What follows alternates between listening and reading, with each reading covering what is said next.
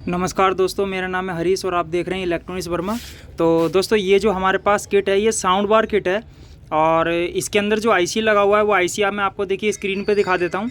ये आईसी जो है हमें 5 वाट से लेकर 7 वाट तक का आउटपुट देती है और इसका जो सर्किट है काफ़ी अच्छा बना हुआ रहता है। ये देखिए यहाँ पर आपकी जो है बूस्ट कोयल भी लगी हुई रहती है, ये देखिए, और इसमें कैपेसिटर भी लगाए जाते हैं। तो ये सर्किट जो है काफ़ी अच्छा है चलने के लिए, क्योंकि ये देखिए यहाँ पर 2 आईसी का सर्किट बनाया हुआ है, लेकिन उसको ना लगा करके इसमें यहाँ आईसी लगाई गई है, क्योंकि ये 7 वाट तक का आपको जो है आउटपुट मिल जाता है और साउंड बार के अंदर काफ़ी अच्छा ये आईसी चलता है।